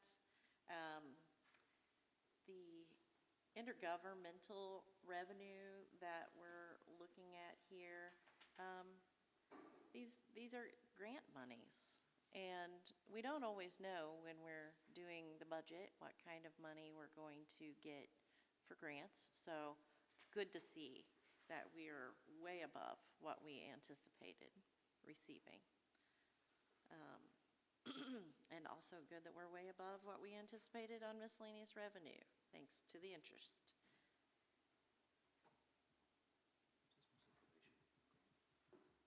I'm sorry? It's a combination of grants. I mean, the commissioners got a grant too, and that 3 million, or not that one. But yes, a lot of it is probation grants. I don't have that sheet in front of me, Tom. Yeah, no. Okay. And I didn't do most of this either. And then next we have the general fund revenue chart number 2. Financial institution tax is down.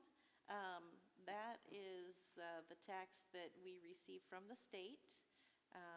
They are basically taxing banking institutions for the cash they're keeping on hand. So that varies widely from year to year. It's easy to misjudge what we're going to see on that. Commercial vehicle excise tax is up above what we anticipated.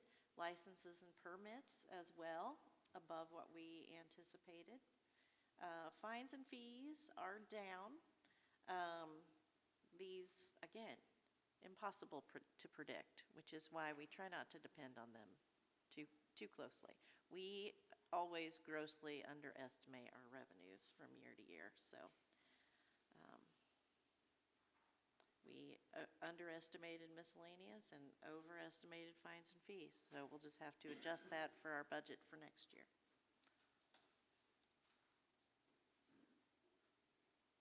All right, and these are the revenue for MVH.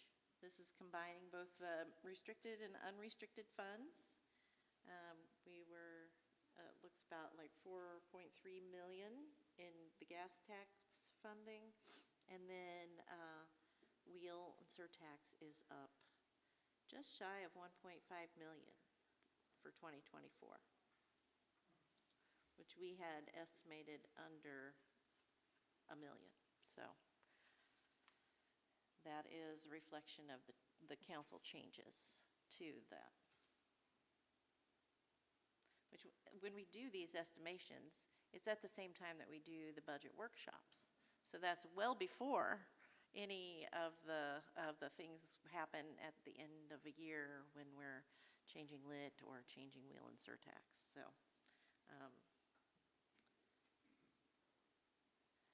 all right.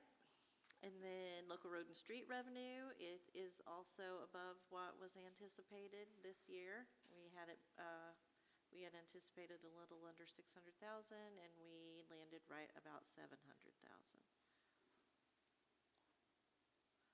Income tax revenue. You'll see that the general fund and the public safety lit. So in the general fund, we call that certified shares, and public safety lit. Those, we received supplemental supplemental distribution from the state on our money that had been sitting over there for a couple of years. The reason that you don't see that overage in the public safety lit is because at the time that money accumulated at the state, we did not have the PSAP lit in place. So the supplemental distribution was not PSAP lit. It was just the other two.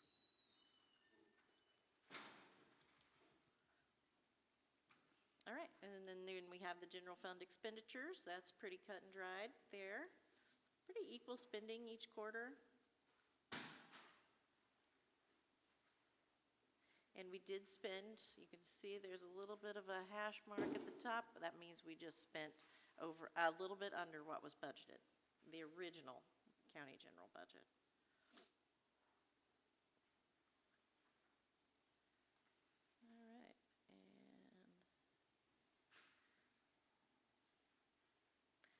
We spent under budget on the RDC general temper, same with Cume Bridge, same with CCD. We probably spent right about what we budgeted. Public safety lit, we were a little bit over, but that had to do with the extra costs for the additional appropriations that were requested for the repairs in the kitchen. And I think they did some roof repair last year too, didn't you? Okay. And then EMS, it was slightly under what we had budgeted.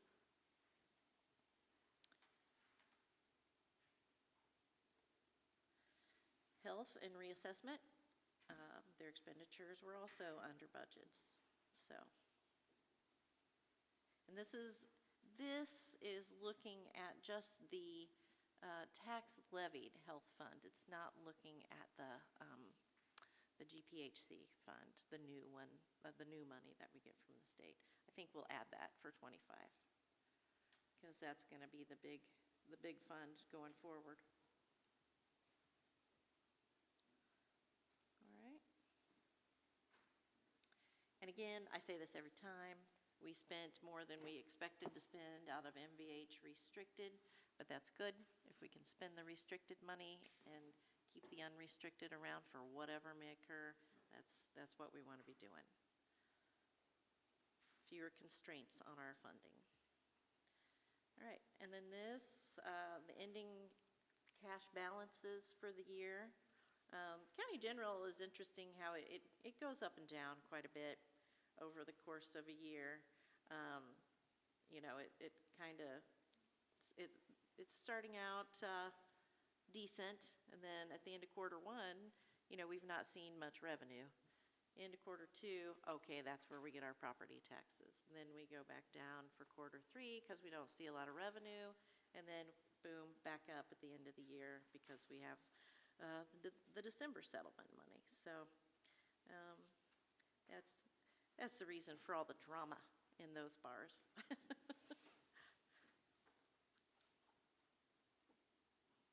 And then this last slide just kind of shows, okay, we had the original budget there in green. We have the adjusted budget. That includes additionals or reductions even. That's taking into account what their budget was at the end of the year compared to what it was at the beginning of the year. And then the actual expenditures. So, as you can see, the actual expenditures are less than the adjusted budgets for all of them, so that's a great sign. That's what we're going for.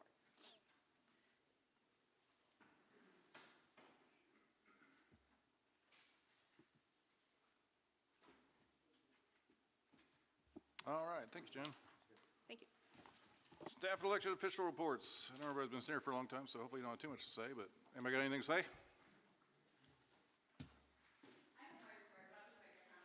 Okay.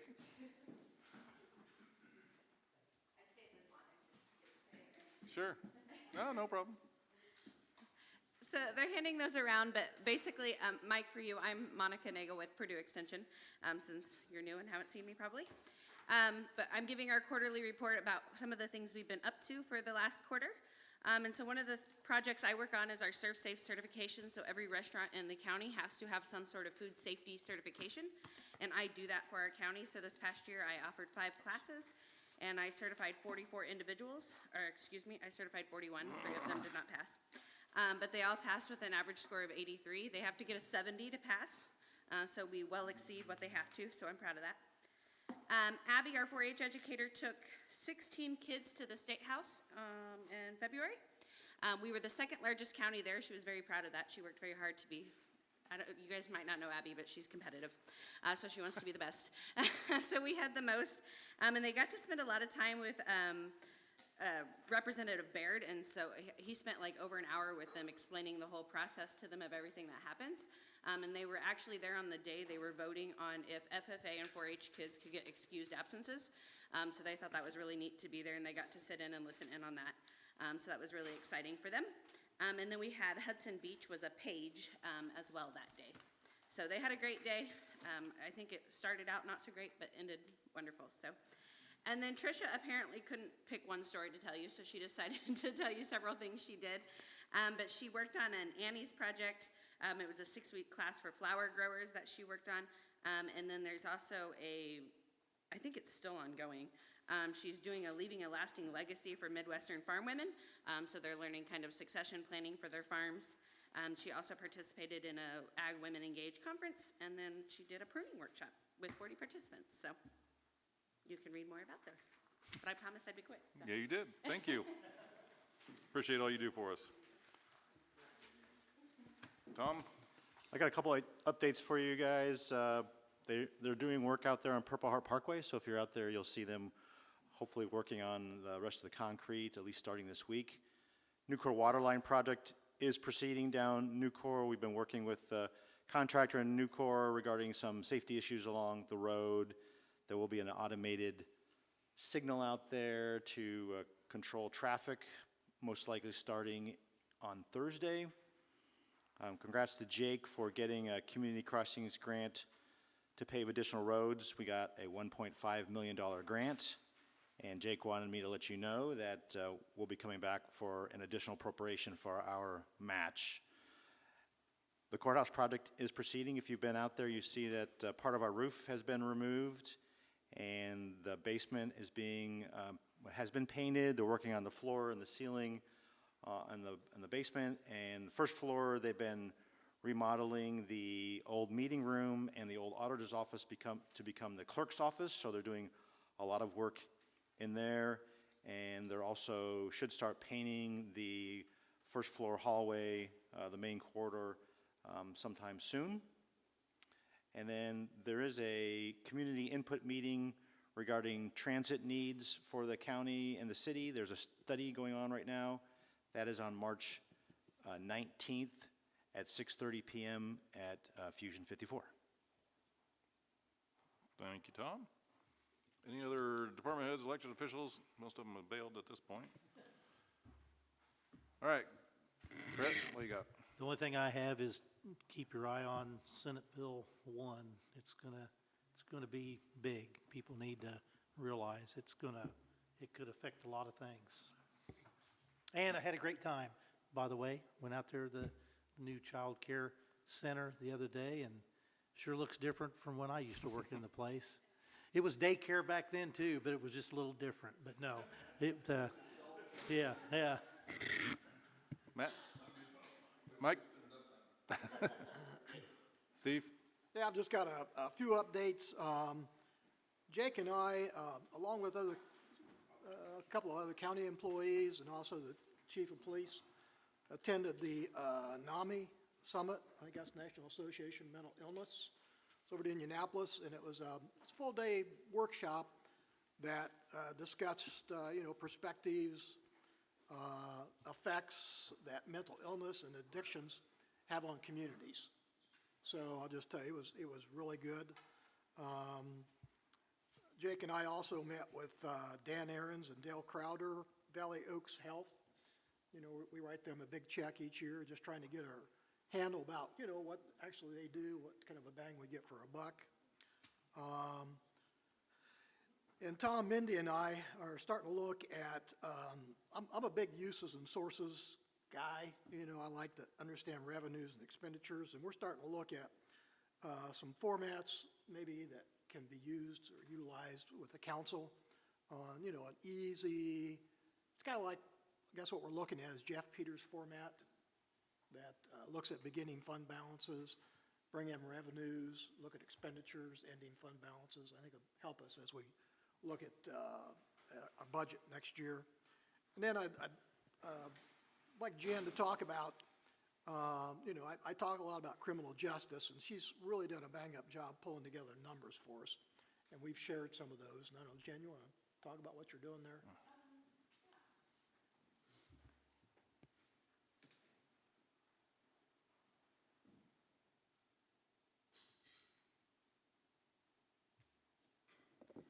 So Steve had asked me to do this a while ago. It takes me a while to pull up all of these numbers. I'm not gonna lie. They're not all just numbers that our systems spit out for us, but what I'm doing is just a comparison, basically, between what's been budgeted in 2025 versus what the actual expenditures were in 2024. So, that's just kind of to put a realistic spin, I guess, on what's being asked for in these budgets. Are they reasonable? Are they? I cannot find where I have actually saved these the little charts on a better, more readable way, but we'll put them out on the website. Anyway, so we're looking at those for circuit court, jail and security, probation, prosecutor, prosecutor 4D, public defender, sheriff, superior courts 1 and 2. And I broke out prosecutor and prosecutor 4D simply because of their funding streams being a lot different from each other.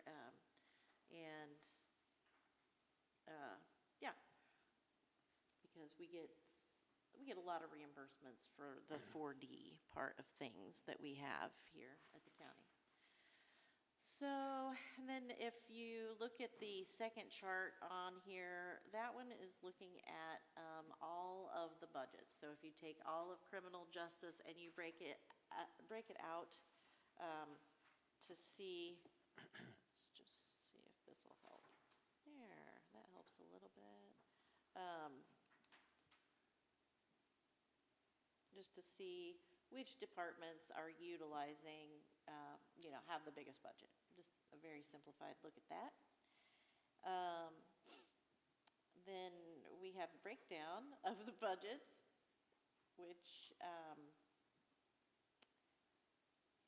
they're not wanting to display nicely on here, but we have the courts, the sheriff, the prosecutor, all of them are listed here. Personal services are the blue, supplies are the orange, contractual services are the green, and then the purple are capital expenses. As you might expect, there aren't a lot of capital expenses other than with sheriff and jail, and because we've got to keep those vehicles up to date, we've got to keep the jail in good condition.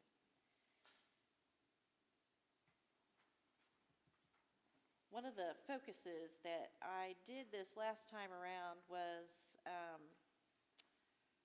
had to do with probation. Probation, when we start doing, the thing that's tricky about budgets is the timing of when we have to start doing everything. So when we start working on budgets, it is, it's June, July. Well, probation doesn't know if they're going to get their grants until November. So they go ahead and they budget people in the county general fund or another one of their user fee funds, and those people never get paid out of county general or this other user fee fund. They end up getting the grants and they're paid for by the grants. Well, so this time around I made sure to remove those double budgeted people out of there. And then estimating the 2025 personnel costs per person, and then just taking a harder look at the soft costs. How much, so we know what the public defender's salary is going to have to be, but what we pay in the background, it also is going to go up proportionally because we have to pay FICA. We've got to pay 11.2% for in-purse. These are the things that I've added to the report this time around. Just kind of a closer look at those behind-the-scenes costs for all the personnel. So I'm just going to wrap it up with that, and we'll get you some more easily visible charts sent over to you. Sorry about that. Huh?